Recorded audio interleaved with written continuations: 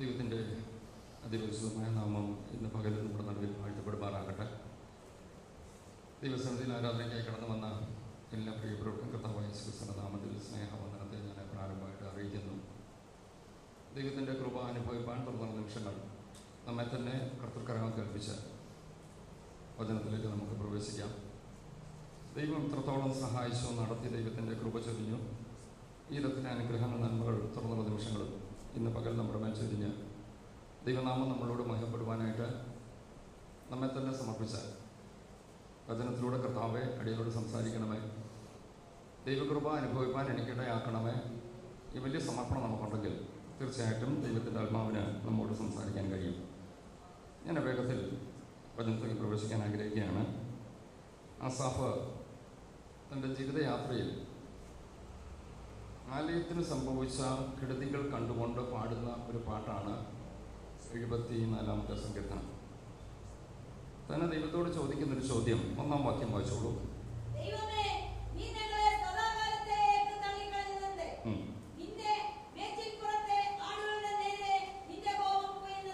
ദൈവത്തോട് ചോദിക്കുകയാണ്, കർത്താവേ, ഞങ്ങളെ എന്നേക്കും എന്തിനാ തള്ളിക്കളഞ്ഞത്? ഞങ്ങളോട് എന്തിനാ ദേഷ്യപ്പെടുന്നത്? അതിൻ്റെ മറുപടി താഴോട്ട് നമ്മൾ വായിച്ചു വരുമ്പോൾ കാണാൻ കഴിയുന്നുണ്ട്.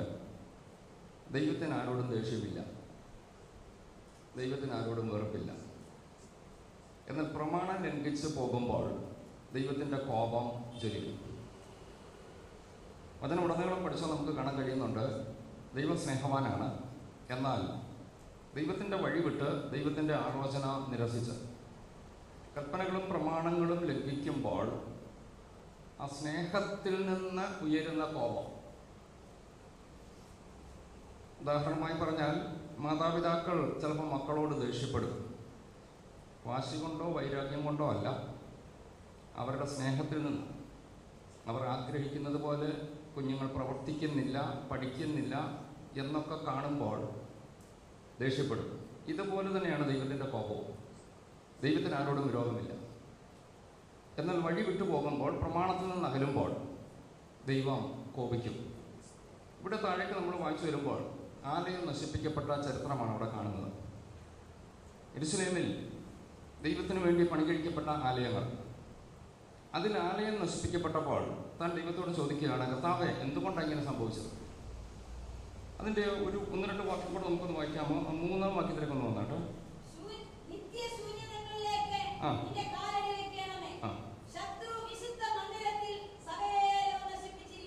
ശത്രു വന്നിച്ച് സകലതും നശിപ്പിച്ചു, ആലയം ഇന്നില്ല. അടുത്ത വാക്യം,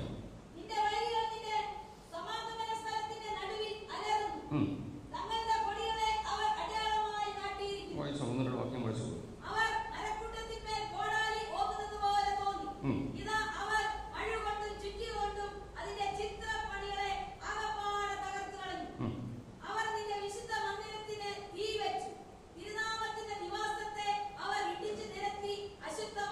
മതി, ഭാഗങ്ങൾ പിന്നീട് വായിച്ചാൽ മതി, എല്ലാം കൂടെ വായിക്കാൻ സമയം എടുക്കുന്നില്ല. യെരുശലേം ദേവാലയത്തെ തകർത്ത ചരിത്രം വിശദീകരിക്കുക. എന്നിട്ട് താഴോട്ട് വരുമ്പോൾ ഞാൻ പറയുകയാണ്, കർത്താവേ, നീ എഴുന്നേക്കണം, നീ അവർക്ക് വേണ്ടി പ്രതികാരം ചെയ്യണം. താനോട് പറഞ്ഞു വരുമ്പോൾ അവിടെ പറയുന്ന ചിലരുടെ പദങ്ങളോട് ഞാൻ ഓർപ്പിക്കാം. മിസ്രയീമിൽ നീ അത്ഭുതം പ്രവർത്തിച്ചു, അടിമകളായിരുന്ന ജനത്തെ വിടുവിച്ചു കൊണ്ടുവന്നു. നിനക്ക് കഴിയും കർത്താവെ, ഈ വിഷയത്തിൽ നീ പ്രവർത്തിക്കണമേ. ഇതാണ് അവരുടെ പ്രാർത്ഥന. എന്നിട്ട് തുടക്കത്തിൽ തുടങ്ങുന്ന ഭാഗത്ത് ആലയത്തെ മുഴുവനായിട്ട് നശിപ്പിച്ച ആ ശത്രുവിനെ നോക്കിക്കൊണ്ട് താൻ പറയുകയാണ്, നിത്യശൂന്യത്തിന്മേൽ. 3-ാം വാക്യം വീണ്ടും വായിച്ചാട്ടെ. നിത്യശൂന്യങ്ങളിലേക്ക് തന്നെ ദൈവത്തോട് പ്രാർത്ഥിക്കുമ്പോൾ ഇങ്ങനെ പറയുകയാണ്, കർത്താവെ, ചിലതിനെ ശൂന്യമാക്കി.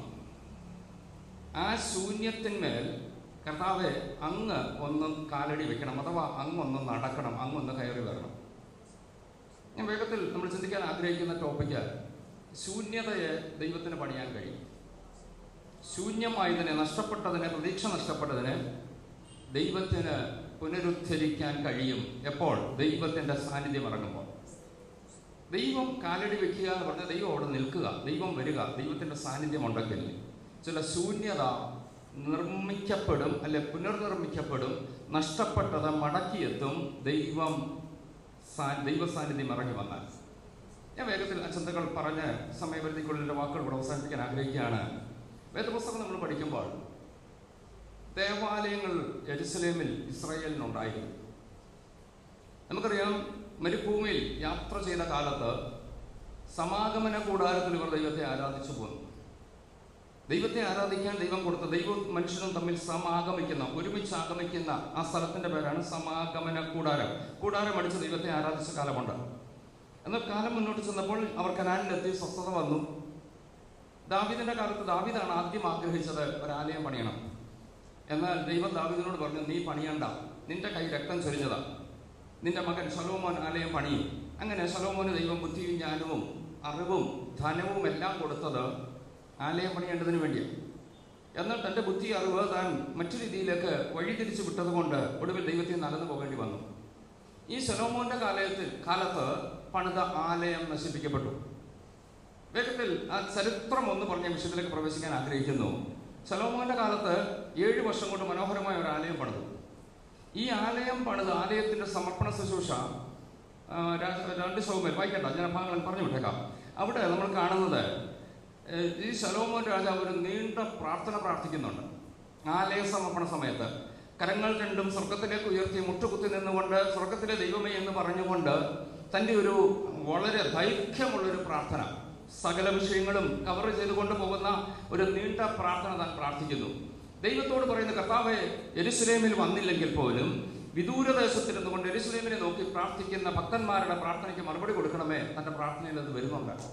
നമുക്കറിയാമല്ലോ, ദാനിയേലിന്റെ പുസ്തകം വായിച്ചു വരുമ്പോൾ ദാനിയേൽ കിളിവാതിൽ യെരുശലേമിന് നേരെ തുറന്നിരുന്നു. കാരണം താൻ യെരുശലേമിൽ ഇല്ല. പക്ഷെ യെരുശലേമിനെ നോക്കിക്കൊണ്ട് പ്രാർത്ഥിച്ചാൽ ഒരു അനുഗ്രഹം കിട്ടുമെന്നുള്ള വിശ്വാസത്തോട് ദാനിയേൽ, ആ പല തലമുറ പിന്നിട്ട് ദാനിയേൽ പ്രാർത്ഥിച്ചു. എന്നാൽ കാലം മുന്നോട്ട് ചെന്നപ്പോൾ ശലോമോന് പറ്റിയൊരു പരാജയം. താൻ മനോഹരമായ ആലയം പണിതു, അതിൽ ആരാധന സ്ഥാപിച്ചു, അതിൽ ആ ഗായക സംഘത്തെ നിയമിച്ചു, അവിടെ എല്ലാ സജ്ജീകരണങ്ങളും ഒരുക്കി കൊടുത്തെങ്കിലും കുറെ കഴിഞ്ഞപ്പം ഇദ്ദേഹം യോഗത്തിന് പോകുന്നില്ല. ഒരു വാക്യം നമുക്കൊന്നെടുക്കാമോ? നിങ്ങൾ 2 ശലോമോൻ നൽകാതെ വചനത്തിലൂടെ തന്നെ കേൾക്കുമ്പോൾ ഇപ്പം കൂടെ ഒരു ആശയം ഉണ്ടാകുമല്ലോ എന്ന് കരുതിയാണ്. 2 ശലോമോൻ 11-ാം അധ്യായം എടുത്താട്ടെ.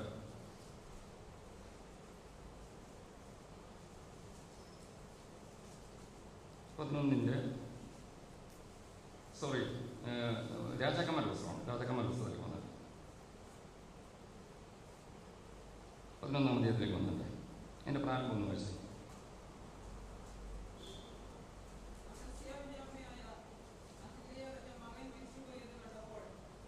1 രാജാക്കന്മാർ 11-ാം അധ്യായം. ഞാൻ പറഞ്ഞ തെറ്റി കാണും. 1 രാജ 11-ന്റെ 1.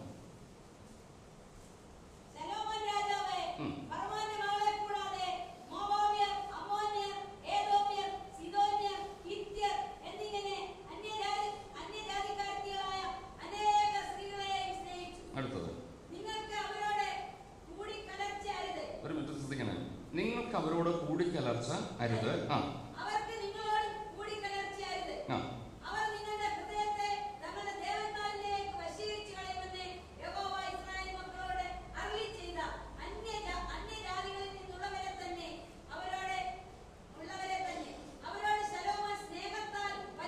മതി. ശലോമോന്റെ കാലത്ത് ഞാൻ പറഞ്ഞ 8-ാം അധ്യായം നിങ്ങൾ വായിച്ചു വന്നാൽ കാണാൻ കഴിയുന്നുണ്ട് ദീർഘമായ പ്രാർത്ഥന. ദൈവമേ എന്ന് മാത്രം വിളിച്ചുകൊണ്ട് സകല മഹത്വം ദൈവത്തിന് കൊടുത്ത് തൻ്റെ തുടക്കമൊക്കെ നല്ല രീതിയിൽ നമുക്ക് ആ ഭാവം വായിച്ചു വരുമ്പോൾ ദൈവം പ്രത്യക്ഷപ്പെട്ട് എന്തോ വേണമെന്ന് ചോദിച്ചു. തനിക്ക് എന്തും ചോദിക്കാം, എന്തും ദൈവം തരും. പക്ഷെ താൻ പറഞ്ഞ ജനത്തെ ഭരിക്കാൻ ആവശ്യമായ ജ്ഞാനം മതി. ആ പ്രാർത്ഥന പ്രസാദിച്ച ദൈവം ജ്ഞാനം മാത്രമല്ല ചോദിക്കാത്ത അനുഗ്രഹങ്ങളോട് കൊടുത്തു. വളരെ നല്ല രീതിയിൽ പോയവൻ പ്രമാണം ലംഘിച്ചു. 4-ാം വാക്യം കൂടെ ഒന്ന് വായിച്ചോളൂ. വയോധികനായപ്പോൾ മതി. എന്നെ ഭാഗത്തുനിന്ന് ഒരു വാക്ക് പറഞ്ഞ് മുന്നോട്ട് പോകാം. കാലം മുന്നോട്ട് ചെന്നപ്പോൾ ശലോമോൻ വയോധികനായപ്പോൾ തൻ്റെ ഭാര്യമാർ തൻ്റെ ഹൃദയത്തെ അന്യദേവന്മാരിലേക്ക് വശീകരിച്ചു. നമുക്കറിയാം, 700 ഭാര്യമാർ, 300 വെപ്പാട്ടികൾ, 700 ജാതികളിൽ നിന്ന്, രാജ്യങ്ങളിൽ നിന്ന് വിവാഹം കഴിച്ച ഈ 700 പേർക്കും അവരുടേതായ ദൈവങ്ങളുണ്ട്. ഇവർക്കെല്ലാം ശലോമോൻ ആലയം പണിത് കൊടുത്തു, ആരാധനയ്ക്ക് സ്വാതന്ത്ര്യം കൊടുത്തു. അതിന്റെ 9-ാം വാക്യം കൂടെ വായിച്ചാട്ടെ. 9 കൂടെ 2 പ്രാവശ്യം പ്രത്യക്ഷനാകുകയും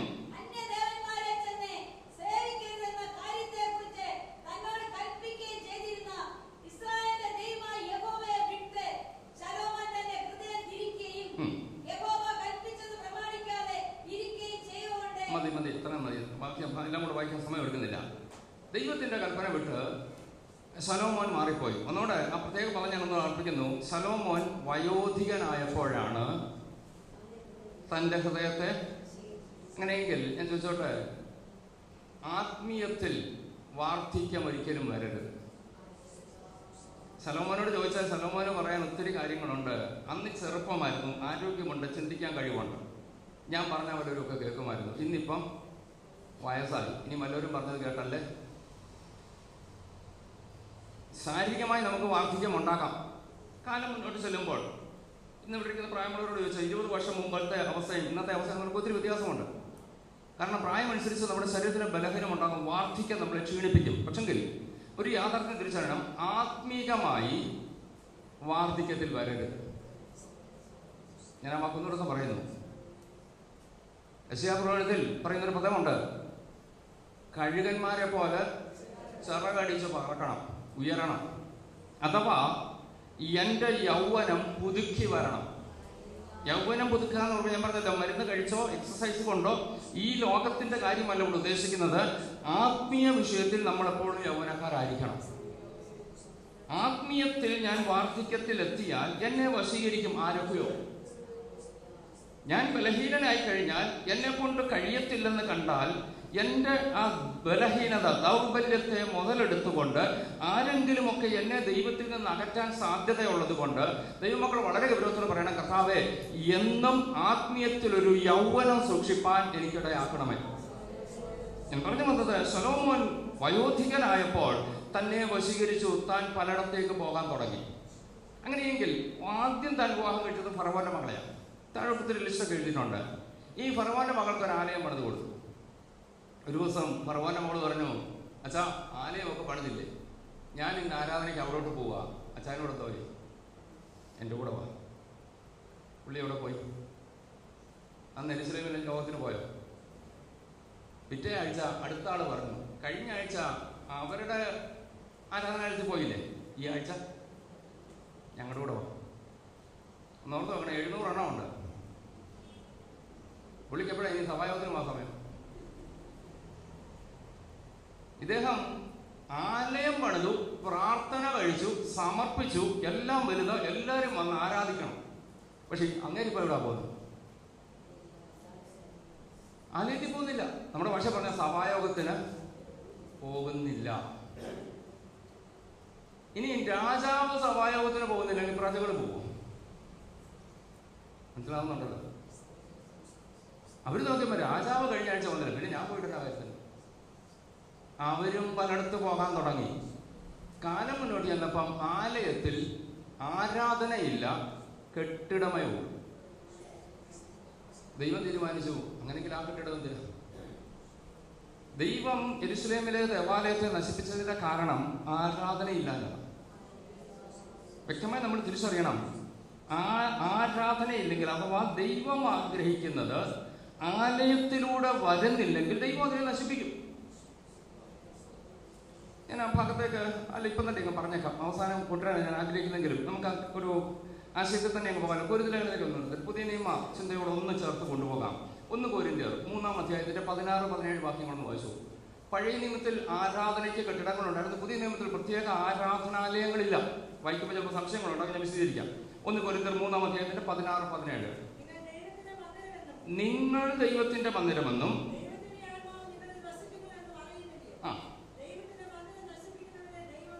ദൈവത്തിന്റെ മന്ദിരം നശിപ്പിക്കുന്നവനെ ദൈവം നശിപ്പിക്കുന്നവനെ. 6-ാം അധ്യായം കൂടെ നിർക്കാം. 1 കൊരിന്ത്യർ 6-ന്റെ 19-20 വാക്യങ്ങളോട് വായിച്ചോളൂ.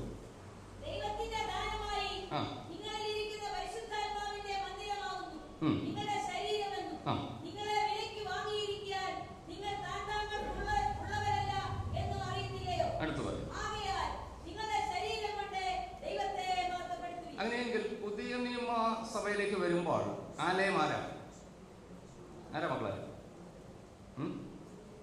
നമ്മൾ ഓരോരുത്തരും. പഴയ നിയമത്തിൽ ദൈവത്തെ ആരാധിക്കാൻ പ്രത്യേക സ്ഥലമുണ്ടായിരുന്നു, ആരാധനാലയം ഉണ്ടായിരുന്നു. പുതിയ നിയമത്തിൽ അപ്പം ചോദിക്കും, സഭയില്ലേ, ഹോളില്ലേ, കെട്ടിടമില്ലേ? ഉണ്ട്. എന്നാൽ പുതിയ നിയമത്തിൽ ആരാധനയ്ക്ക് വേണ്ടി സൗകര്യാർത്ഥം മനോഹരമായ ആലയങ്ങൾ പണിയാം, ഒരുമിച്ചിരുന്ന് ദൈവത്തെ ആരാധിക്കാനുള്ള സൗകര്യങ്ങൾ ക്രമീകരണങ്ങൾ ചെയ്യാം.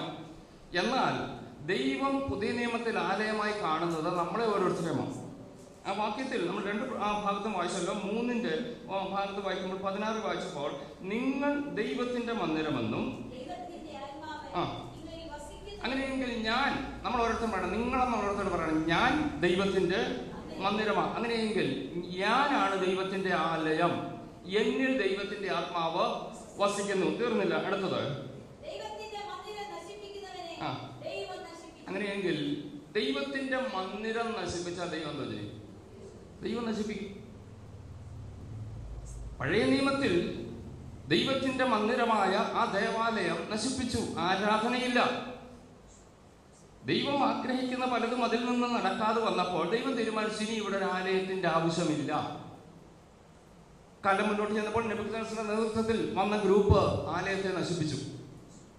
യെരൂശലേമിലെ 1ാമത്തെ ആലയത്തെ നെബൂഖദ്നേസർ രാജാവ് നശിപ്പിച്ചു. ഇവരെ ബാബിലോണിലേക്ക് അടിമകളായി, പ്രവാസികളായി പിടിച്ചുകൊണ്ടുപോയി 70 വർഷം അവരവിടെ പാർത്തു.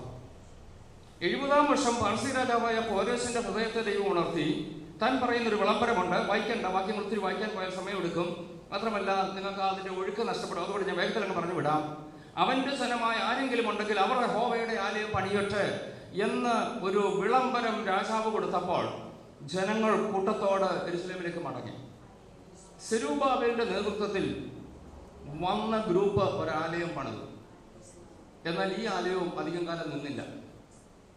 ഈ ആലയത്തെ ചരിത്രം പറയുന്നത് അന്ത്യോക്യസ് എപ്പിഫാനസ് എന്ന ഒരു ജാതീയ ചക്രവർത്തി ഈ ആലയത്തെ നശിപ്പിച്ചു കളഞ്ഞു.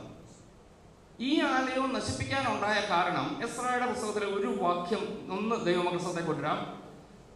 10-ാം അധ്യായത്തിന്റെ 9-ാം അധ്യായത്തിന്റെ 12-ാം വാക്യം ആദ്യം ഒന്ന് വായിച്ചു. അതിന്റെ ലാസ്റ്റ് ഭാഗം വായിച്ചാലും മതി, ഒരു വലിയ വാക്യം വായിച്ചോളൂ. 9:12, എസ്രാ 9:12.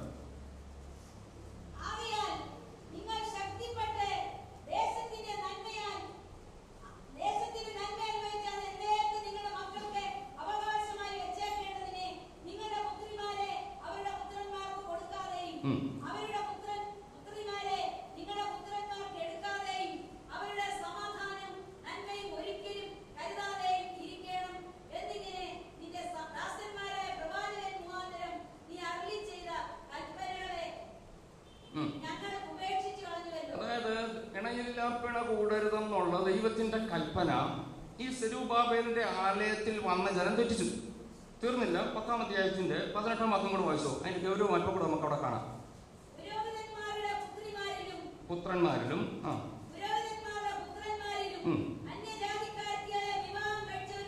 മതി, പ്രമാണം കൊടുത്ത പുരോഹിതന്റെ മക്കൾ പോലും തെറ്റിപ്പോയി. നമ്മൾ ഓർക്കണം, ശലോമോന്റെ കാലത്ത് പണിത ആലയം ആരാധനയ്ക്ക് ആള് പോകാതെ വന്നപ്പോൾ, അഥവാ ആലയത്തിനും ആരാധനയ്ക്കും പ്രാധാന്യം കൊടുക്കാതെ വന്നപ്പോൾ ജാതീയ രാജാവായ നെബൂഖദ്നേസറിന്റെ ദൈവമായിസ് അതിനെ നശിപ്പിച്ചു കളഞ്ഞു. 70 വർഷത്തിന് ശേഷം അടുത്തൊരു രാജാവിന്റെ കൽപ്പനപ്രകാരം പണിതതാണ് സെരുബ്ബാബേലിന്റെ ആലയം.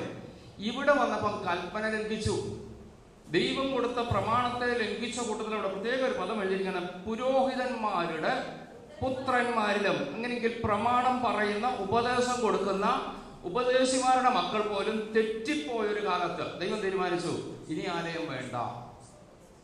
വളരെ ഗൗരവത്തിൽ നമ്മൾ ഓർക്കണം, ആലയം നശിപ്പിക്കപ്പെട്ടത് പ്രമാണം ലംഘിച്ചപ്പോഴാണ്. വീണ്ടും 3ാമത്തെ ആലയമാണ് നമ്മൾ സുവിശേഷങ്ങളിൽ കാണുന്നത്. വായിക്കേണ്ട, ഞാൻ ആ ഭാഗം പറഞ്ഞു വിടാം. ഹെരോദാവിന്റെ കാലത്ത് പണി കഴിപ്പിച്ച, 46 വർഷം കൊണ്ട് പണി കഴിപ്പിച്ച മനോഹരമായ ഒരു ദേവാലയം. അതിന്റെ പുറം കാഴ്ച പോലും മനോഹരമാണ്. യേശു കർത്താവ് ഒരിക്കൽ ആലയം വിട്ടുപോരുമ്പോൾ ശിഷ്യന്മാർ യേശുവിനെ കാണിക്കുകയാണ്, നോക്ക് അതിന്റെ ചുവർ നോക്ക്, കല്ലുകൾ നോക്ക്, എത്ര മനോഹരം.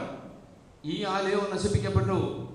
തീത്തോസ് കൈസറിന്റെ നേതൃത്വത്തിൽ വന്ന ആ ഒരു ശക്തി AD 70 ആ ആലയത്തെ നശിപ്പിച്ചു കളഞ്ഞു. കാരണം ഇത്രയേ ഉള്ളൂ, നമുക്കറിയാവുന്ന വാക്കായപ്പോൾ ഞാൻ ആ വാക്യങ്ങളെല്ലാം വായിപ്പിക്കുന്നില്ല. യേശു കർത്താവ് ഒരിക്കൽ ആലയത്തിൽ ചെന്നു. അവിടെ ചെന്നപ്പോൾ അവിടെ കച്ചവടം നടക്കും. നമുക്ക് കാണുമല്ലോ, പ്രാവിനെ വിൽക്കുന്നു, എക്സ്ചേഞ്ച്, മണി എക്സ്ചേഞ്ച് നടക്കുന്നു, ആടിനെ വിൽക്കുന്നു, കാളയെ വിൽക്കുന്നു.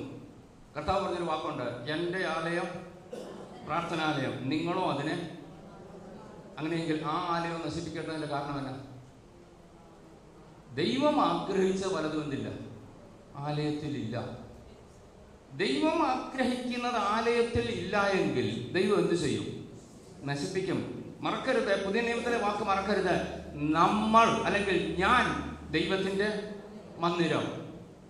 ഈ മന്ദിരത്തിൽ ദൈവത്തിന്റെ പരിശുദ്ധാത്മാവ് വസിക്കുന്നു. അടുത്ത വാചകത്തെ നമ്മൾ വായിച്ചു, മന്ദിരം നശിപ്പിക്കുന്നവനെ ദൈവം നശിപ്പിക്കും. 6:19 വായിച്ചുള്ള ഭാഗം 6:19. ദൈവത്തിന്റെ ദാനമായി നിങ്ങളിലിരിക്കുന്ന പരിശുദ്ധാത്മാവിന്റെ മന്ദിരമാകുന്നു നിങ്ങളുടെ ശരീരമെന്നും. അങ്ങനെയെങ്കിൽ ഓർത്തോണം, എൻ്റെ ശരീരം പരിശുദ്ധാത്മാവിന്റെ ആലയമാണ്. ഞാൻ ദൈവത്തിന്റെ ആലയമാണ്. പരിശുദ്ധാത്മാവിന് വസിക്കാനുള്ള ദേവാലയമാണ് എൻ്റെ ശരീരം. അങ്ങനെയെങ്കിൽ എൻ്റെ ദൈവത്തിന് ആരാധിക്കാൻ ഇറങ്ങി വരാൻ കഴിയാത്തത് എന്തെങ്കിലും എന്നിലുണ്ടെങ്കിൽ ദൈവം നശിപ്പിക്കും. വളരെ ഗൗരവത്തോടെ ദൈവമക്കളെ വചനം ഏറ്റെടുക്കുക. നമുക്ക് ദൈവത്തോട് പറയാം, പഴയ നിയമത്തിലെ 3 പ്രബല ദേവാലയങ്ങളെ ദൈവം നശിപ്പിച്ചതിന്റെ കാരണം ദൈവം ആഗ്രഹിച്ച പലതും ആലയത്തിൽ നടക്കാഞ്ഞതുകൊണ്ടും ദൈവം ആഗ്രഹിക്കാത്ത പലതും അവിടെ നടന്നതുകൊണ്ടും ദൈവം ആ ദേവാലയങ്ങളെ നശിപ്പിച്ചെങ്കിൽ പുതിയ നിയമ ഭക്തന്മാരായ നമ്മൾ വളരെ ഗൗരവത്തോടെ പറയണം, കർത്താവേ, അങ്ങ് ആഗ്രഹിക്കുന്നത് എന്നിലൂടെ നടന്നില്ലെങ്കിൽ എന്നെയും നശിപ്പിക്കാൻ സാധ്യതയുണ്ട്. അതുകൊണ്ട് വളരെ ഗൗരവത്തോടെ പ്രാർത്ഥിച്ച്, കർത്താവേ, അങ്ങയുടെ ആലയത്തിൽ നിന്ന് അങ്ങ് എന്താഗ്രഹിക്കുന്നു അത് എന്നിലൂടെ പുറത്തു വരാൻ സഹായിക്കണമേ. ആ വാക്കൊന്നുകൂടെ പറഞ്ഞോട്ടെ, ദൈവം ആഗ്രഹിക്കാത്തത് എന്നിലൂടെ വരാതെയും ഇരിക്കട്ടെ. Praise God, hallelujah. ദൈവം ആഗ്രഹിക്കുന്നത് നടക്കട്ടെ. ദൈവം ആഗ്രഹിക്കാത്തത് വന്നാൽ നശിപ്പിക്കും. ദൈവത്തിന്റെ വചനം പറയുന്നു. നമുക്കതുകൊണ്ട് വളരെ ഗൗരവത്തോട് ഭയത്തോട് ഈ വചനത്തെ ഒന്ന് ഏറ്റെടുക്കാം. ഞാൻ വേഗത്തിൽ അടുത്ത ഭാഗത്തേക്ക് ഇറക്കാൻ ആഗ്രഹിക്കുന്നു. ഒന്ന്, ഞാൻ ഓർപ്പിച്ചു, നിത്യശൂന്യത വന്നത് ദൈവത്തെ അനുസരിക്കാഞ്ഞതുകൊണ്ട്, കൽപ്പന പ്രമാണിക്കാഞ്ഞതുകൊണ്ട്, ദൈവം ആഗ്രഹിച്ചത് ആലയത്തിൽ പ്രത്യക്ഷപ്പെടാഞ്ഞതുകൊണ്ട്. രണ്ടാമത്തെ ചിന്ത ഞാൻ ഓർപ്പിക്കാം, ദൈവം നിത്യശൂന്യത വരുത്തുന്നത് അഹങ്കാരം നിമിത്തം ചില നിത്യശൂന്യത വരും. പ്രാരംഭ ഭാഗം വീണ്ടും ഞാൻ ആവർത്തിക്കുന്നത്, രണ്ടാം ഭാഗത്തേക്ക് വരികയാണ്. അഹങ്കാരം ചില നിത്യശൂന്യതയിലേക്ക് എത്തിക്കും. ഉൽപ്പത്തി പുസ്തകം 1-ാം അധ്യായത്തിന്റെ 2-ാം വാക്യം വായിച്ചോളൂ.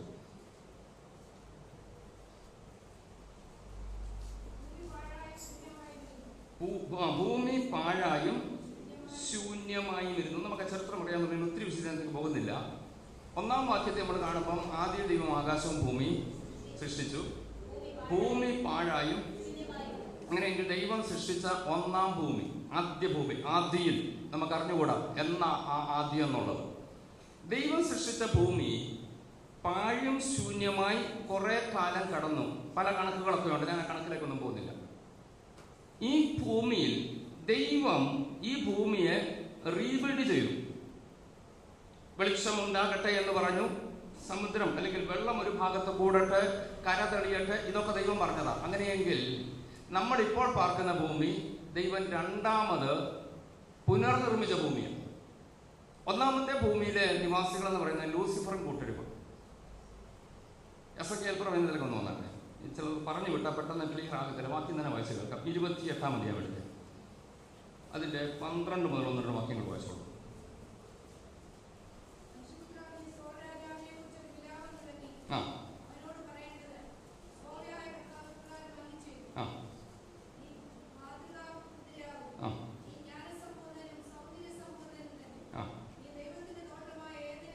നീ ദൈവത്തിന്റെ തോട്ടമായ, ഒരു മിനിറ്റ് അവിടെ നിർത്തണേ. അങ്ങനെയെങ്കിൽ ലൂസിഫറിനെ കുറിച്ച് പറയുകയാണ്. ഈ ലൂസിഫർ എവിടെ ആയിരുന്നു? ദൈവത്തിന്റെ തോട്ടമായ. ഇനി വളരെ ഗൗരവത്തോടെ കുഞ്ഞുങ്ങളൊക്കെ ശ്രദ്ധിച്ചോണം, കൺഫ്യൂഷൻ ഉണ്ടാകല്ലേ. ആദാമിനെ ദൈവം സൃഷ്ടിച്ചതിന് ശേഷം ഈ തോട്ടത്തിൽ ലൂസിഫർ വന്നോ? ലൂസിഫർ പാർത്തോ? ഇല്ല. അങ്ങനെയെങ്കിൽ ഇതിന് മുമ്പാ പാർത്ത.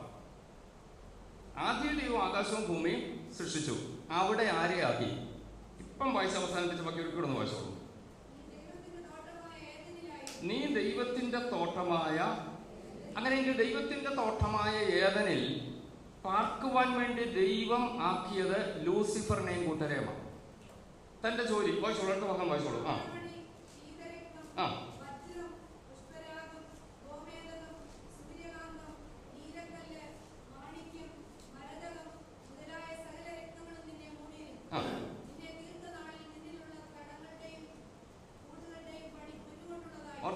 ഒന്നാമത്തെ മനുഷ്യൻ അല്ലെങ്കിൽ ദൈവം സൃഷ്ടിച്ച ദൂതൻ, ആ ദൂതന്റെ ശരീരവർണ്ണനയാണ് അവിടെ വായിക്കുന്നത്.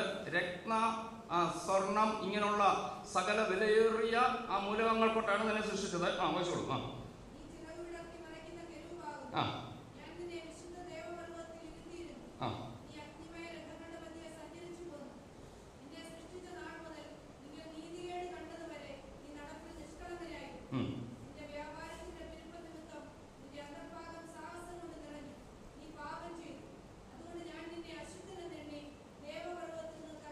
മതി. അങ്ങനെയെങ്കിൽ ആ ഭാഗം ശ്രദ്ധിച്ചല്ലോ. ദൈവത്തിന്റെ തേജസ്സിനെ മറയ്ക്കുന്ന കരൂപം. ദൈവത്തിന്റെ തേജസ്സിന് മുമ്പിൽ ആർക്കും നിൽക്കാൻ കഴിയത്തില്ല. അങ്ങനെയെങ്കിൽ ദൈവം സഞ്ചരിക്കുന്നിടത്ത് തേജസ്സിനെ മറ്റുള്ളവർക്ക് ഹാനിയാകാതിരിക്കാൻ വണ്ണം തേജസ്സിനെ മറയ്ക്കുന്ന കരൂപായിരുന്നു ലൂസിഫർ.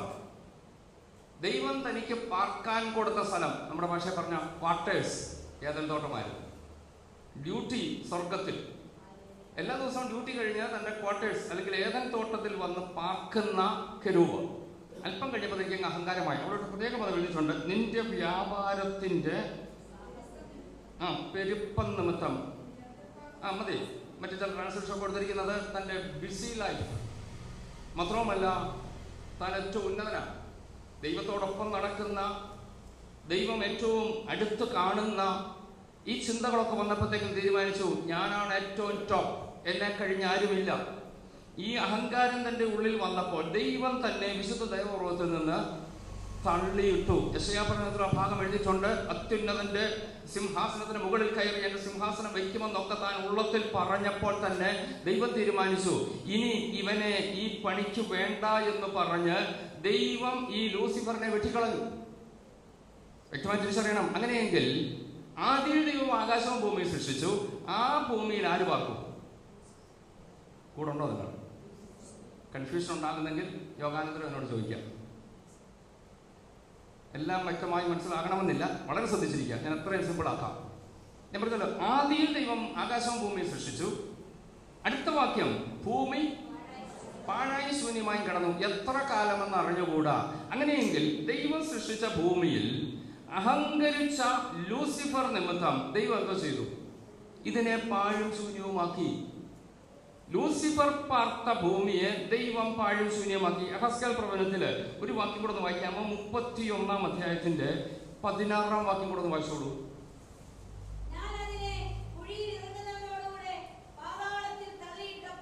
ഞാൻ അതിനെ കുഴിയിലിറങ്ങുന്നവരോടുകൂടെ പാതാളത്തിൽ തള്ളിയിട്ടപ്പോൾ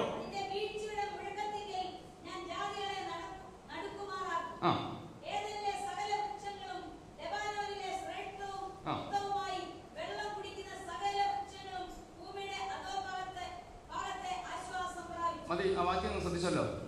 ഏദനിലെ സകല വൃക്ഷങ്ങളും ഒരിക്കലും വായിച്ച ഏദനിലെ സകല വൃക്ഷങ്ങളും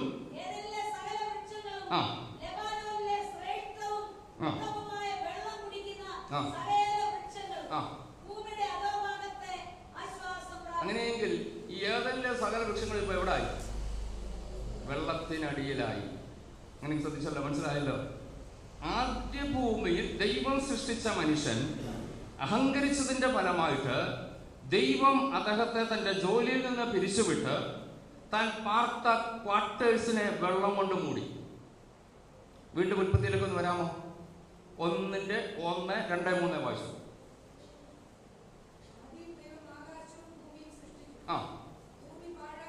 ഈ രണ്ട് വാക്യങ്ങൾ തമ്മിലുള്ള ഗ്യാപ്പ്, അതാണ് ഞാൻ ആദ്യം ഓർപ്പിച്ചത്. ആദ്യം ദൈവം ആകാശവും ഭൂമിയും സൃഷ്ടിച്ചു.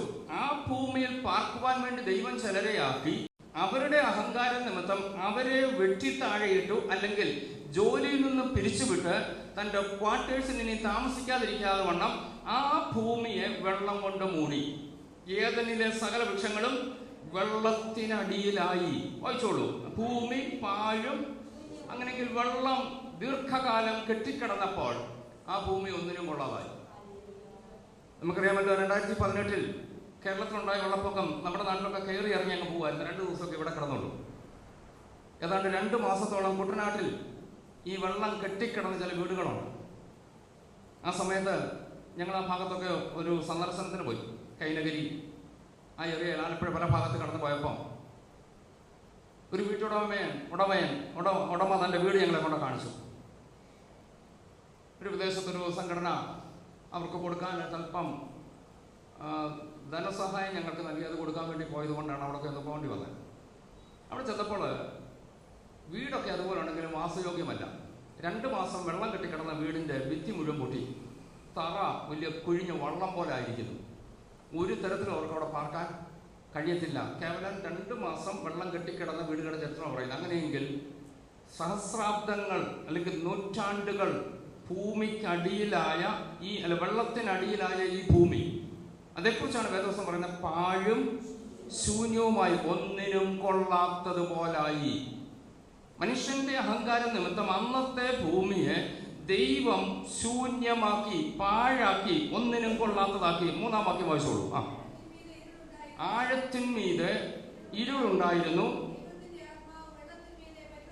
മതി. അങ്ങനെയെങ്കിൽ ഈ ഭൂമിയെ ദൈവം നശിപ്പിച്ചതിന്റെ കാരണം അഹങ്കാരമാണ്. ഞാൻ ഭാഗത്തെ വളരെ വിടുത്തോടെ ഓർക്കണം. ചില ശൂന്യത വരുത്തുമ്പോൾ, ചില പാഴാക്കുമ്പോൾ, ഒന്നിനും കൊള്ളാത്തതാക്കി ദൈവം മാറ്റുമ്പോൾ അതിന്റെ പിന്നിൽ എന്തെങ്കിലും കാരണങ്ങൾ കാണും. ആദ്യത്തെ ഞാൻ ഓർപ്പിച്ചു, ദൈവം ആഗ്രഹിച്ച പലതും നടക്കാതെ വന്നപ്പോൾ ദൈവം ആലയങ്ങളെ തകർത്തു. 2ാമത് മനുഷ്യന്റെ അഹങ്കാരം നിമിത്തം ദൈവം ഇതിനെ തകർത്തു.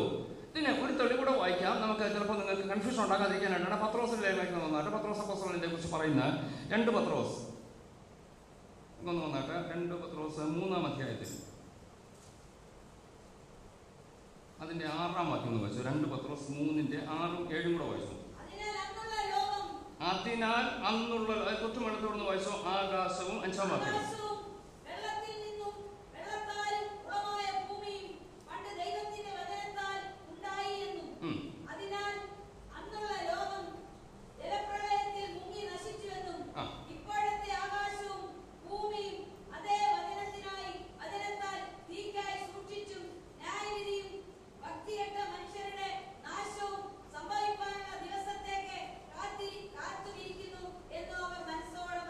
കർത്താവിന്റെ വരവിനെ കുറിച്ച് പറയുമ്പോൾ അവിടെ എടുത്തു പറയുന്ന 1-2 പദങ്ങൾ ഞാൻ പറഞ്ഞ് മുന്നോട്ട് പോവുകയാണ്. അവിടെ 5-ാം വാക്യത്തിൽ വായിച്ചത് ആകാശവും വെള്ളത്തിൽ നിന്നും വെള്ളത്താൽ ഉളവായ ഭൂമി. അങ്ങനെയെങ്കിൽ ആ ഭൂമി ഇനി വെള്ളം കൊണ്ട് നശിപ്പിക്കത്തില്ലെന്ന് നോഹയുടെ കാലത്ത് ജലപ്രളയത്തിന് ശേഷം യഹോവയായ ദൈവം അരുളി ചെയ്തു. ഇനി ഞാൻ ഭൂമിയെ വെള്ളം കൊണ്ട് നശിപ്പിക്കത്തില്ല. ഇനി ഭൂമിയെ നശിപ്പിക്കുന്നത് എങ്ങനെയാണ്? തീ കൊണ്ടാണ്. അത് നമുക്ക് ഇന്നത്തെ കാലത്ത് വളരെ ഈസി ആയിട്ട് മനസ്സിലാക്കാൻ കഴിയുന്നുണ്ട്. ലോകത്തെ ഏത് രാജ്യങ്ങൾ എടുത്താലും ഒട്ടുമിക്ക രാജ്യങ്ങളുടെ കയ്യിലും അണുബോംബുകളുണ്ട്. ലോകത്തെ പല പ്രാവശ്യം കത്തിച്ചാമ്പലാക്കാൻ കഴിയുന്ന ആറ്റം ബോംബുകൾ പല രാജ്യങ്ങളുടെയും കയ്യിലുണ്ട്. എന്ന് ഒരു യുദ്ധം പുറപ്പെടുന്നോ മിനിറ്റുകൾക്കുള്ളിൽ ലോകം കത്തിച്ചാമ്പലാകും. അങ്ങനെയെങ്കിൽ ദൈവത്തിന്റെ വചനം എത്ര കറക്റ്റായിട്ടാണ് പോകുന്നത്. ഈ ഭൂമി ഇനി വെള്ളം കൊണ്ടല്ല നശിപ്പിക്കുന്നത്, തീ കൊണ്ടാണ്. അങ്ങനെയെങ്കിൽ ഈ ആറ്റം ബോംബുകൾ ഒന്നൊന്നായി പൊട്ടുമ്പോഴേക്കും ഭൂമി ഒരു തീഗോളമായി മാറും. ഇത് തീ കൊണ്ട് കത്തി നശിക്കാൻ പോകുന്നതാണ്. എന്നാൽ ഞാൻ പറയാൻ ആഗ്രഹിക്കുന്നത് അവിടെ 3 ലോകങ്ങളെ കുറിച്ച് പറയുന്നുണ്ട്. 3 ഭൂമിയെ കുറിച്ച്. അന്നുള്ള ലോകം എന്നൊരു വാക്യം വായിച്ചില്ലേ 6-ാം വാക്യത്തിൽ?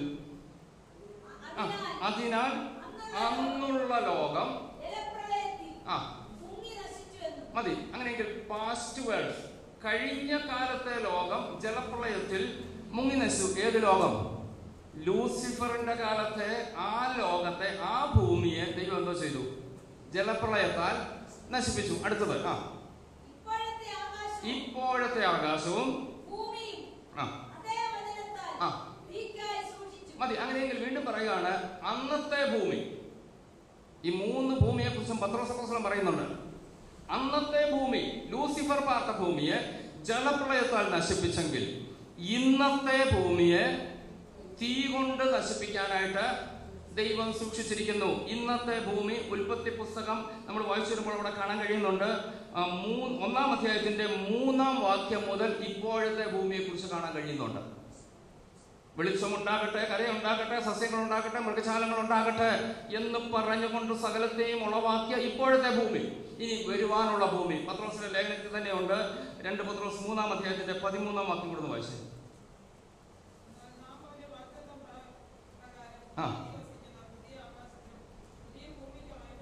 മതി. അങ്ങനെയെങ്കിൽ ഇതെല്ലാം ക്ലിയർ ആയെന്ന് ഞാൻ കരുതുന്നു. അന്നത്തെ ഭൂമി, ഇന്നത്തെ ഭൂമി, വരുവാനുള്ള ഭൂമി.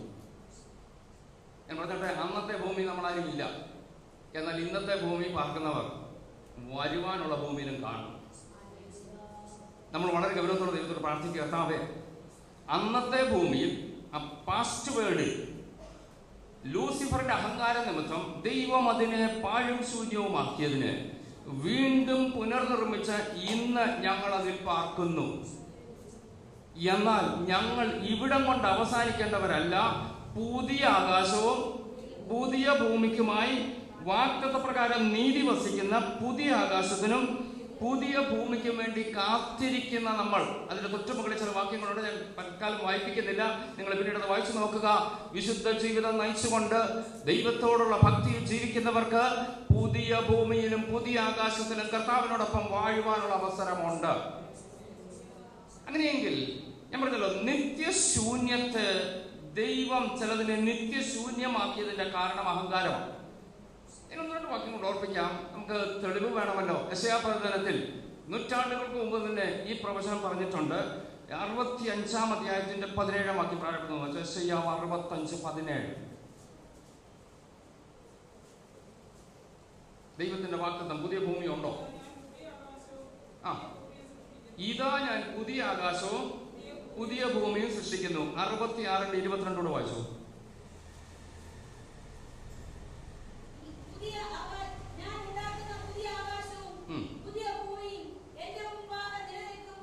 മതി. ഞാൻ ഉണ്ടാക്കുന്ന പുതിയ ആകാശവും പുതിയ ഭൂമിയും എന്റെ മുമ്പാകെ നിലനിൽക്കുന്നത് പോലെ പ്രവചനാത്മാവിൽ യെശയ്യാവ് പറഞ്ഞു. യോഹന്നാൻ പത്മോസിൽ കണ്ട ദർശനം താനും പറയുന്നുണ്ട്. വെളിപ്പാട് 21:1, 21, 22 അധ്യായങ്ങൾ മുഴുവൻ അത് പറഞ്ഞിട്ടുണ്ടെങ്കിലും ഒറ്റ വാക്യം മാത്രം വായിച്ചാൽ മതി. മതി. അങ്ങനെയെങ്കിൽ ഞാൻ ആ ഭാഗം തക്കളോട് അവസാനിപ്പിച്ചോട്ടെ.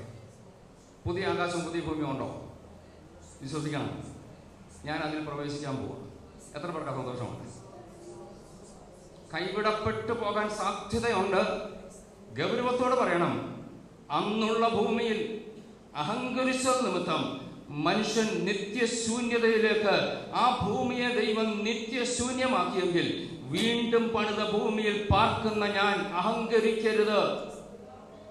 എനിക്ക് വേണ്ടി ദൈവം ഒരു പുതിയ ആകാശവും പുതിയ ഭൂമിയും ഒരുക്കുന്നുണ്ട്. ഈ ബോധ്യത്തോടെ പ്രത്യാശയോട് വേണം ദൈവമക്കൾ ഓരോ ദിവസവും ജീവിതം നയിക്കുവാനായിട്ട്. എന്നാൽ ഈ ഭൂമിയിൽ അഹങ്കാരത്തോടെ ജീവിക്കുന്ന അനേകരുണ്ട്. അവർ കത്തിച്ചാമ്പലാകാൻ പോവുകയാണ്. തീക്കരയാകുമ്പോൾ വിശുദ്ധന്മാർ ആ കർത്താവിന്റെ കാഹളനാദം മധ്യാകാശ മൈതാനി ഉയരുമ്പോൾ പ്രാക്കൾ കണക്ക് പറന്നുയർന്ന് എന്റെ കർത്താവിനോടൊപ്പം ആ 7 വർഷത്തിന് ശേഷം നിത്യത മുഴുവൻ വാഴാനുള്ളവരാണ്.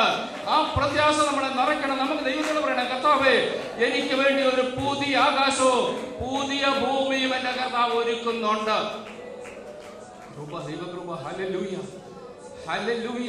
അങ്ങനെ ഞാൻ മുന്നോട്ട് പോയി എന്റെ വാക്കുകൾ അവസാനിപ്പിക്കാൻ ആഗ്രഹിക്കുന്നു. 2 കാരണങ്ങളാണ് ഞാൻ ഓർപ്പിച്ചത്. ആലയം നശിപ്പിക്കപ്പെട്ടത്. 1, നിത്യശൂന്യതയിലേക്ക് വന്നത് ആലയത്തിൽ നടക്കേണ്ടത് നടന്നില്ല. 2, അഹങ്കാരം. ഇനി ഇതിന് പരിഹാരമുണ്ടോ? തീർച്ചയായിട്ടും ഉണ്ട്. വേദപുസ്തകത്തിൽ സകല പ്രശ്നത്തിന് ഉത്തരമുണ്ട്. ഉൽപ്പത്തിയിലേക്ക് തന്നെ വന്നിട്ട് 1:3 വായിച്ചു. 1:3 പരിഹാരം എന്തെന്നുള്ളത് അവർ എഴുതിയിട്ടുണ്ട്. വെളിച്ചം 2 ചേർത്ത് വായിച്ചു. 2 വായിച്ചു. ഭൂമി പാഴായും ശൂന്യമായിരുന്നു, ആഴത്തിന്മീതെ ഇരുളുണ്ടായിരുന്നു.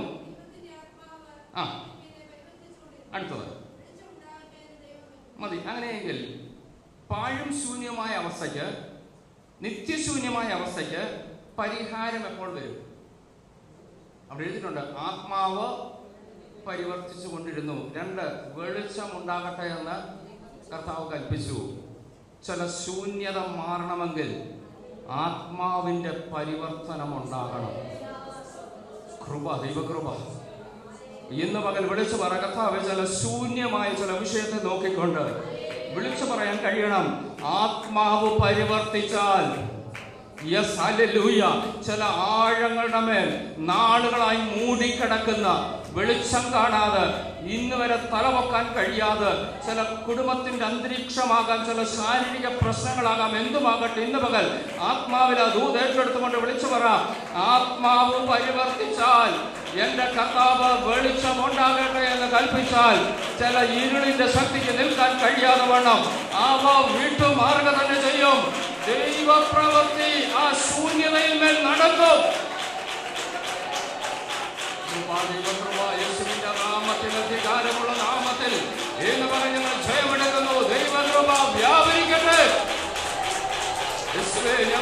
നന്ദി കരയറ്റുന്നു. ഞങ്ങൾ അങ്ങയുടെ നാമത്തെ ഉയർത്തുന്നു. ഹല്ലേലൂയ. ഹല്ലേലൂയ. ഹല്ലേലൂയ. നമുക്ക് ദൈവത്തിൽ നിന്ന് പ്രാർത്ഥിക്കാൻ. കർത്താവേ, പരിശുദ്ധാത്മാവിന് പ്രവർത്തിക്കാനുള്ളതായ ഒരു അവസരം ഒരുക്കി കൊടുക്കാമോ? എത്ര കാലം പാഴായി കിടന്നാലും, എത്ര നാൾ ശൂന്യമായി കിടന്നാലും, കാലദൈർഘ്യം, കാലത്തിന്റെ പഴക്കം എന്റെ ദൈവത്തിനൊരു വിഷയമല്ല. 38 വർഷമായി കൊളക്കരയിൽ കിടന്ന മനുഷ്യൻ പ്രതീക്ഷ നഷ്ടപ്പെട്ടു. ആ കാണുന്നവരൊക്കെ പറഞ്ഞു, നീ ഇവിടെ കിടന്നു ചാകത്തേ ഉള്ളൂ. എന്നാൽ എന്റെ യേശു അവിടേക്ക് വന്നപ്പോൾ ചില ശൂന്യമായതിനെ കാലൂന്നി നിർത്തി കിടക്കയെടുത്ത് നടക്കുമാറാക്കിയെങ്കിൽ ഇന്നുവരെ വിശ്വാസം വിളിച്ചു പറ, എന്റെ ദൈവം ചിലതിനെ പണിയുന്ന ദൈവമാണ്.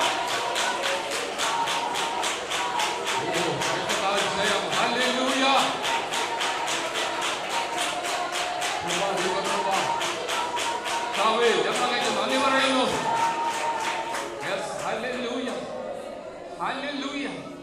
ദൈവത്തിന്റെ ഒരു വാക്കിന് വേണ്ടി, ആ കൽപ്പനയ്ക്ക് വേണ്ടി ദൈവമക്കളെ തയ്യാറാകാമെങ്കിൽ ചില ദൈവപ്രവൃത്തി ദൈവം ചെയ്തെടുക്കും. Yes, hallelujah. ഒത്തിരി വാക്യങ്ങൾ എൻ്റെ ഓർമ്മയിലേക്ക് ഓടിയെത്തുന്നു. പക്ഷെ ഇതെല്ലാം കൂടെ വായിച്ചു തീർക്കാൻ സമയമില്ലാത്തത് കൊണ്ട് 1-2 ഭാഗം കൂടെ വായിച്ച് പെട്ടെന്ന് അവസാനിപ്പിക്കുകയാണ്. 104 സങ്കീർത്തനത്തിലേക്ക് ഒന്ന് വരാം. അവിടെയും ഇത് സമാനമായ ഒരു ചിന്ത അവിടെ കാണാൻ കഴിയുന്നുണ്ട്. 104 സങ്കീർത്തനത്തിന്റെ 5 മുതൽ 1-2 വാക്യങ്ങൾ വായിച്ചോളൂ.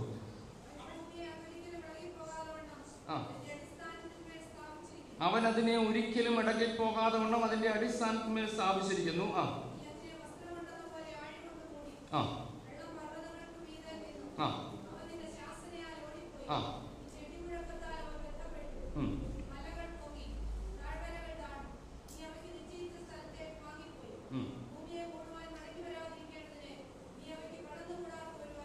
മതി. അങ്ങനെയെങ്കിൽ നമുക്കറിയാം, സൃഷ്ടിപ്പിനെ കുറിച്ചാണ് അവിടെയും വിശദീകരിക്കുന്നത്. അവിടെ മാത്രം പറഞ്ഞ് ഞാൻ അവസാനിപ്പിക്കുകയാണ്. നീ ഭൂമിയെ മൂടുവാൻ മടങ്ങി വരാതിരിക്കേണ്ടതിന് നീ അവയ്ക്ക് കടന്നുകൂടാത്ത ദൈവം. ഈ മൂടിക്കടന്നതിന്, നാടുകളായി പാഴും ശൂന്യവുമായിരുന്നതിന് ദൈവത്തിന്റെ ആത്മാവ് പരിവർത്തിച്ചപ്പോൾ വെളിച്ചമുണ്ടാകട്ടെ എന്ന് പറഞ്ഞപ്പോൾ അവിടെ വായിച്ച ഭാഗം നമ്മൾ ശ്രദ്ധിച്ചല്ലോ. അവിടെ വായിച്ചിങ്ങനെ, നീ അതിനെ വസ്ത്രം കൊണ്ടെന്ന പോലെ മൂടി, വെള്ളം പർവ്വതങ്ങൾക്ക് മീതെ നിന്നു, അവ നിന്റെ ശാസനയാൽ ഓടിപ്പോയി. മൂടിക്കടന്ന ചിലത്, നാളുകളായി തലപൊക്കാൻ കഴിയാതെ കടന്ന ചില ഏദനിലെ വൃക്ഷങ്ങൾ മൂടിക്കടന്നതിന് ദൈവത്തിന്റെ ശാസനയാൽ ചില വെള്ളങ്ങൾ ഓടിപ്പോയി, ചില ഇരുട്ട് ഓടിപ്പോയി. ഇന്ന് പകൽ ദൈവമക്കളെ ഞാൻ വീണ്ടും പറയുന്നു, ശൂന്യമായി നശിച്ചു, ഇനി രക്ഷയില്ല, രക്ഷപ്പെടത്തില്ലെന്ന് പറഞ്ഞ് നിങ്ങൾ എഴുതിത്തള്ളി ചില വിഷയത്തിന്മേൽ ഇന്ന് പകൽ ദൈവത്തിന്റെ ആത്മാവിന് പറയാനുള്ളത്, എന്റെ ദൈവത്തിന്റെ ഒരു വാക്ക് മതി. ആ ശാസനയുടെ മുമ്പിൽ ചില മൂടി ഇട്ടിരിക്കുന്ന ചിലത് ഓടി മാറുന്ന പകലാണ് ഇന്ന് പകൽ. ആ ബോധ്യമുള്ളവർ ഒരുമിച്ച് ദൈവത്തിന് നന്ദി പറഞ്ഞാട്ട്, കർത്താവേ, ഇനി രക്ഷപ്പെടത്തില്ലെന്ന് പറഞ്ഞ് മൂടി വെച്ചതിന് ശാസനയാൽ ഓടിച്ചു വിടുന്ന ഒരു ദൈവമാണ് എന്റെ ദൈവം. അങ്ങനെയെങ്കിൽ ഞാൻ ഇന്ന് പകൽ ആരാധിക്കുന്ന ദൈവത്തിന് എന്റെ ചില ഈരുടനെ മാറ്റാൻ കഴിയും.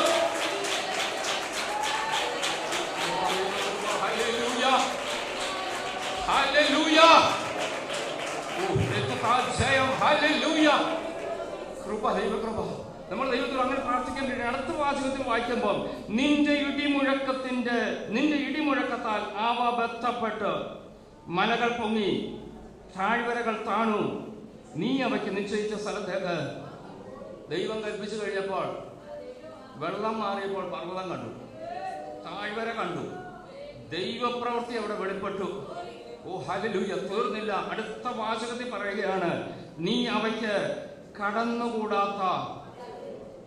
അങ്ങനെയെങ്കിൽ സമുദ്രത്തെ ദൈവം വേർതിരിച്ചിട്ട് നിനക്കിവിടെ വരെ വരാമെന്ന് പറഞ്ഞ് മണൽത്തരി കൊണ്ട് അതിരിട്ടൊരു ദൈവമാണ് നമ്മുടെ ദൈവമെങ്കിൽ ഇന്ന് പകൽ വിളിച്ചു പറയണം, ചില മൂടപ്പെട്ടതിന്, ഓ ഹല്ലേലൂയ, ദൈവത്തിന്റെ ശാസനയാൽ ചിലത് ഓടിപ്പോയി.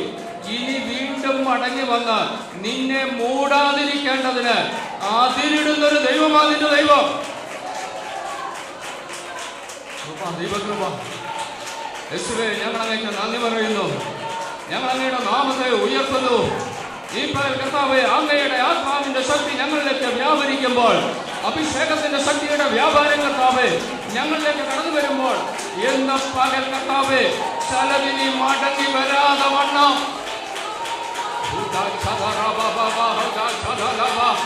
യേശുവിന്റെ നാമത്തിൽ, അധികാരമുള്ള നാമത്തിൽ എന്ന് പറഞ്ഞ് ഞങ്ങൾ ജയമെടുക്കുന്നു. ദൈവകൃപ വ്യാപരിക്കട്ടെ.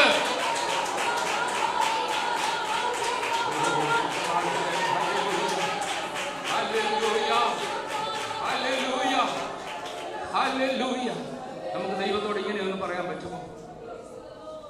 കർത്താവേ, ചില ശൂന്യതയുടെ മേൽ അങ്ങൊന്ന് കാല് വെക്കുക കർത്താവേ. Yes, hallelujah.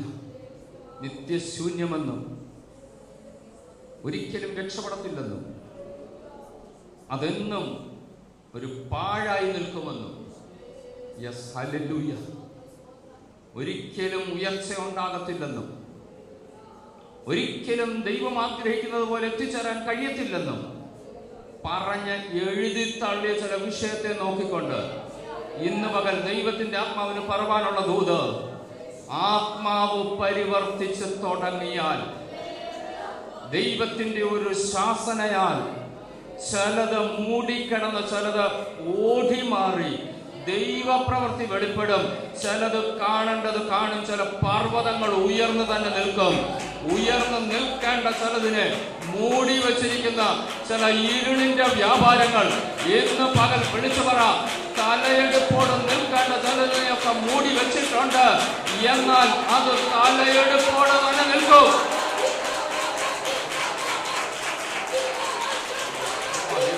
Hallelujah, hallelujah, hallelujah. യേശുവേ, ഞങ്ങളങ്ങേക്ക് നന്ദി പറയുന്നു.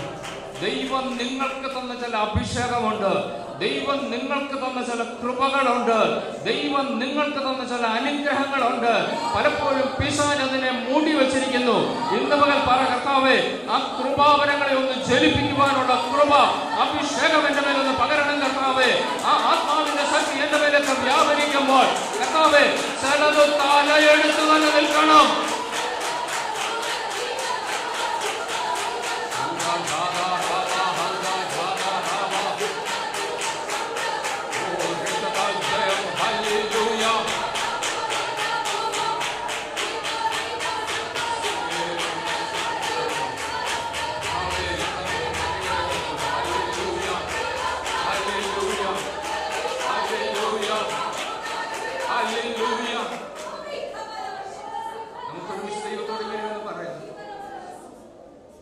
അങ്ങയുടെ കാൽപാദം പതിയുമ്പോൾ, സാന്നിധ്യം അവിടെ കറങ്ങി വരുമ്പോൾ, ആത്മാവിന്റെ ശക്തി വ്യാപരിക്കുമ്പോൾ, ചില കൽപ്പനകൾ അങ്ങ് പുറപ്പെടുവിക്കുമ്പോൾ കർത്താവേ, ചിലത് ഓടിപ്പോകും.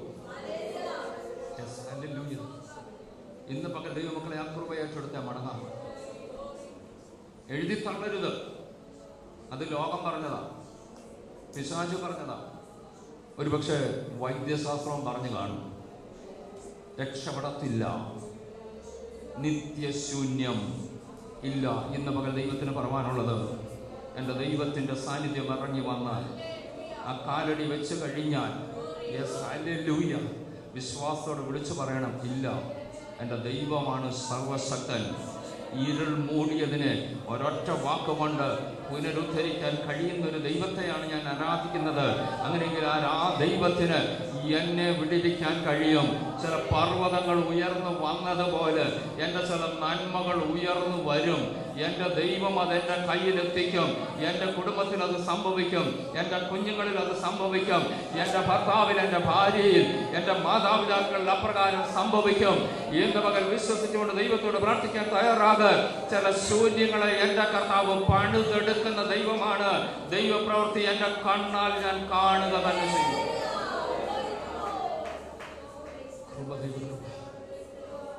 നമുക്ക് ആ ദൈവത്തോടൊന്ന് പ്രാർത്ഥിക്കാം. ഒരു ഭാഗം കൂടെ പറഞ്ഞാൽ അവസാനിപ്പിക്കും. ഒത്തിരി ചിന്തകൾ ഓടി വരുന്നുണ്ട്. തൽക്കാലം കൂടെ കൊണ്ട് അവസാനിപ്പിക്കട്ടെ. പത്രോസിന്റെ ശൂന്യമായ പടകിലേക്ക് യേശു വന്ന് കയറി. ലൂക്കോസ് 5 വളരെ വ്യക്തമായിട്ട് എഴുതിയിട്ടുണ്ട്. രാത്രി മുഴുവൻ അധ്വാനിച്ചു, ഒന്നും കിട്ടിയില്ല. ആഴത്തിലേക്ക് നീക്കി വലയിറക്കാൻ യേശു കർത്താവ് പറഞ്ഞപ്പോൾ താൻ പറയുന്നൊരു വാക്കുണ്ട്, നിന്റെ വാക്കിന്, അടുത്ത വാചകം വായിക്കുന്നത്, 2 പടക് മുങ്ങുമാറാകുവോളം നന്മ കിട്ടി. ശൂന്യത എപ്പോഴാണ് അറിഞ്ഞത്? ദൈവത്തെ അനുസരിക്കാൻ തയ്യാറായപ്പോൾ. ബുദ്ധിക്ക് നിരക്കത്തില്ല, അത് ഒട്ടും യേശുവേ ശരിയല്ല, പകൽ സാധ്യതയില്ല, പലതും യുക്തിപരമായോ ബുദ്ധിപരമായോ തനിക്ക് പറവാനുണ്ട്. എന്നാൽ അതെല്ലാം മാറ്റിവെച്ചിട്ട് യേശുവിനെ അനുസരിക്കാൻ തയ്യാറായപ്പോൾ ശൂന്യത നിറച്ചെങ്കിൽ ഇന്ന് പകൽ ആത്മാവിൽ അതോന്ന് ഞാൻ ആവർത്തിച്ചോട്ടെ. നിന്റെ സാഹചര്യം, നിന്റെ ബുദ്ധി, നിന്റെ കഴിവ്, നിന്റെ അറിവ്, ഇതൊക്കെ ഒരു വശത്തേക്ക് മാറ്റിയിട്ടിട്ട് എൻ്റെ യേശുവിനെ അനുസരിക്കാൻ തയ്യാറാകാമെങ്കിൽ ചില ശൂന്യതയെ എൻ്റെ കർത്താവ് നിറയ്ക്കും. എൻ്റെ വാക്കിവിടെ അവസാനിപ്പിക്കേണ്ട ഒരു നിമിഷം നമുക്ക് കണ്ണുകളെ മനസ്സിലാക്കാം. എല്ലാ പ്രിയപ്പെട്ട ദൈവസന്നിധിയും ഒന്ന് സമർപ്പിക്കാമോ? ദൈവത്തോടൊന്ന് പ്രാർത്ഥിക്കാമോ? Yes, hallelujah. കർത്താവേ, ഞങ്ങളാകുന്ന അല്ലെങ്കിൽ ഞാനാകുന്ന ആലയത്തിൽ നിന്നും അങ്ങ് ആഗ്രഹിക്കാത്ത പലതും വന്നതുകൊണ്ടും അങ്ങ് ആഗ്രഹിച്ച പലതും നടക്കാതിരുന്നത് കൊണ്ടും ചിലതിനെ അങ്ങ് ശൂന്യമാക്കി.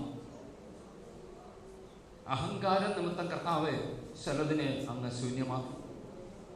എന്നാൽ കർത്താവേ, ഇതിനൊക്കെ ഒരു പരിഹാരമുണ്ടെന്ന് വചനത്തിലൂടെ ഞങ്ങളെ ഓർപ്പിച്ചതിനായി ഞങ്ങൾ നന്ദി പറയുന്നു. ഇന്ന് പകൽ ഒരുമിച്ച് ദൈവത്തോട് ഇങ്ങനെയൊന്ന് പറഞ്ഞായിട്ട്, കർത്താവേ, ആത്മാവിൻ്റെ പരിവർത്തനത്തിന് വേണ്ടി എന്നെ ഒന്ന് ഏൽപ്പിച്ചു കൊടുത്താൽ ആ ദൈവ ശബ്ദം ചിലതിനെ ശാസിച്ചകറ്റുന്നത് പോലെ, ചില ഇരുട്ട് വെളിച്ചമുണ്ടാകട്ടെ എന്നുള്ള ദൈവത്തിൻ്റെ കൽപ്പനയുടെ മുമ്പാകെ മാറിപ്പോകുന്നത് പോലെ ഈ ദിവസങ്ങളിൽ കർത്താവേ, ഞങ്ങളുടെ കുടുംബത്തിൽ ചില വെളിച്ചം വീശട്ടെ. Yes, hallelujah. തലമുറയുടെ ഭാവിയുടെ വഴികളിലേക്ക് ചില വെളിച്ചം വീശട്ടെ. ചില ഇരുൾ മാറട്ടെ. ചില രോഗാവസ്ഥയിലേക്ക് വെളിച്ചം വീശട്ടെ. ഇന്ന് മകൾ വിശ്വാസത്തോടെ വിളിച്ചു പറ, നാളുകളായി നിങ്ങളെ അലട്ടുന്ന ചില രോഗത്തിന്റെ ആ ഇരുളിലേക്ക് വെളിച്ചം വീശുമ്പോൾ ചിലതും മാറും. കൃപ, ദൈവകൃപ, ഹല്ലേലൂയ. നമുക്ക് ആ ദൈവകരമൊക്കെ ഏൽപ്പിച്ചു കൊടുത്തുകൊണ്ട് ഒരുമിച്ച് ദൈവത്തിൽ പറയാം, കർത്താവേ, ഈ ദിവസങ്ങളിൽ അതിനുവേണ്ടി ഞങ്ങളെ ഒന്ന് ഒരുക്കണമേ. ഇരുളിൽ തപ്പിത്തടയാനല്ല, വെളിച്ചത്തിൽ സന്തോഷിപ്പാനാണ് കർത്താവ് നമ്മളെ വിളിച്ചത്. അങ്ങനെയെങ്കിൽ ഇരുളിന്റെ ശക്തികൾ ഇനി എൻ്റെ മേൽ വാഴരുത്. അതിനി ഒരിക്കലും കടക്കാതെ വണ്ണം ചില അതിറിട്ട് സമുദ്രത്തെയും കരയെയും തമ്മിൽ ദൈവം വേർതിരിച്ചതുപോലെ ചിലതിനി എന്നെ മൂടാൻ അനുവദിക്കരുത് കർത്താവേ. ആത്മാവിന്റെ പരിവർത്തനം എൻ്റെ ജീവിതത്തിൽ 24 മണിക്കൂറും എനിക്ക് അനുഭവിച്ചറിയുവാൻ കർത്താവേ ഇടയാക്കണമേ. നമുക്കൊരു വിശദീകരണം പ്രാർത്ഥിക്കാം. വലിയവനായ കർത്താവ് അതിനിട വരുത്തട്ടെ എന്നുള്ള പ്രാർത്ഥനയോടെ ഞാൻ എൻ്റെ വാക്കുകൾക്ക് ഇവിടെ വിരാമം കൊടുക്കട്ടെ. കർത്താവ് നമ്മളെ സഹായിക്കുകയും അനുഗ്രഹിക്കുകയും ചെയ്യുമാറാകട്ടെ.